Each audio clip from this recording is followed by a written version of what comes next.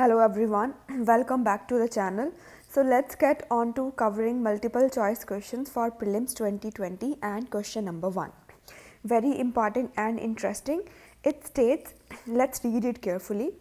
Impossible trinity theory of economics states that it is impossible to have three parameters of an economy at the same time, and these three parameters are, so question basically is trying to say that it is impossible for us to have three variables stable at the same very time, under our control at the same very time. And what are these? Number 1, low current account deficit, low inflation and hard domestic currency. Alright. B is capital account convertibility, high forex reserves and appreciation of domestic currency. Little difficult, but then this is how it is. Let's read the option C now. Stable currency, independent monetary policy and free capital movement. And the last is high GDP growth rate, low inflation and low unemployment. So read the question carefully. As I've already stated, no one's going to explain us all these things in the examination hall, so try to understand these on your own. So pause a bit, read it and try to come up with the right answer. So let's see the answer now. So herein the theory is impossible, that is something that is not possible. Trinity implies three things. So what are these three things? So here answer is C, that in normal circumstances in general we cannot have a situation wherein RBI or Reserve Bank would be able to have independent monetary policy and a stable currency and at the same very time free capital movement.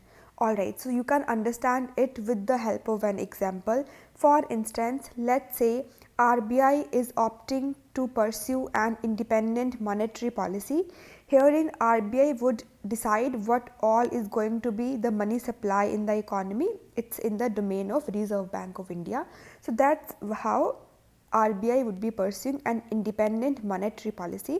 So that's how currency would be stable in the domestic environment. So this is one thing.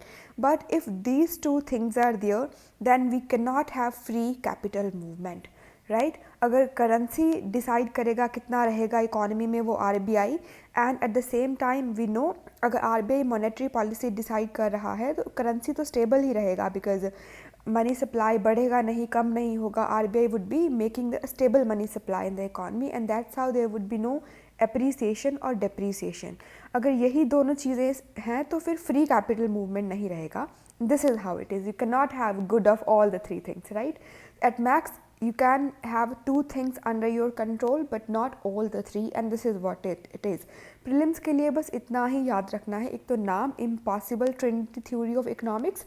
What all are the three indicators or the parameters? So these are stable currency, independent monetary policy and free capital movement.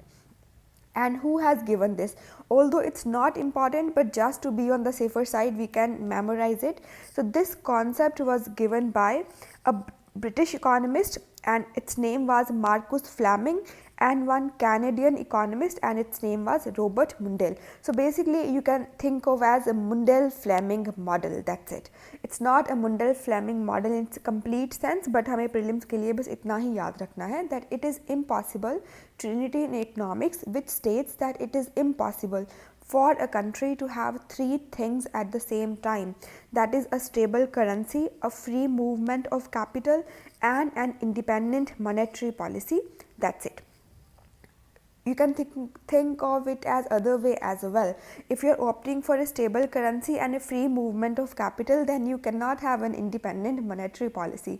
अब ये कैसे है वो सब इतना दिमाग लगाने का ज़रूरत नहीं है. So I think this much explanation is enough. We just have to memorize. Beyond a point, nothing much can be done. So let's move on to question number 2. So herein it's again simple. Consider the following statements with regard to National Hydrology Project. Alright. It aims to improve the extent, quality and accessibility of water resources information. B is it is being implemented by the Ministry of Jal Shakti with the support of the World Bank. So which of these statements are correct? One only, two only, both or none? So this statement is very simple, and question indeed was framed to just make us memorize the correct answer. So answer is definitely C. So both of these statements are correct. So let's try memorizing it here itself. So project name is National Hydrology Project. Hydro means water. So definitely it aims to improve the extent, quality and accessibility of water resources information. This is point number 1, and we just have to memorize this. Second is also correct, that yes, since it is about water and right now we are having only one ministry of water, तो ये चीज़ तो आसान हो गई, कोई ज़्यादा ministries नहीं है, it is just one integrated ministry, that is Ministry of Jal Shakti. So this is something easy for us to memorize. And with the support of World Bank, definitely one additional information is definitely there, that this is a central sector scheme. That means 100% funding would be coming from the central government, so states do not need to provide any funding here. So that's it, National Hydrology Project we have covered. So we are done. Let's move on to next question, which again is simple. Only first question was slightly difficult. So let's read it now. The truth behind the climate pledges report is released by which of the following organizations? So what report? Truth behind the climate pledges. What are the options? Number 1, UNEP, that is United Nations Environment Program. Second is Intergovernmental Panel on Climate Change, that is IPCC. Third is the Universal Ecological Fund, and the last is Climate Action Network. Now nothing much of a guesswork is involved here, although still you can try doing the guesswork because it's something easy. So let's come up with the right answer and let's see the answer now. Now herein let's try reading the report name. It's the truth behind the climate pledges. It's like as if the organization is trying to examine what all are the truth involved in the climate pledges, right? So we cannot be having UNEP as the answer because United Nations Environment Program is altogether different thing, and at the same very time IPCC too cannot be the answer. It's just a pure guesswork, as in if we do not know the answer then how to solve it. And then we can be a little confused between option number C and D, because C is about the Universal Ecological Fund and D is Climate Action Network, and answer here is C, that is Universal Ecological Fund. So C becomes our answer. Again, nothing much to be understood here as well.